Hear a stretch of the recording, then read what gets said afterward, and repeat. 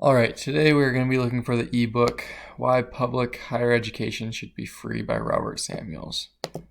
First, I'm just going to copy and paste the title of the book. Then here, come to this Weber State Library website. We have OneSearch. We have library catalog, database, and journals. I'm just going to stay in OneSearch, paste the title of the book,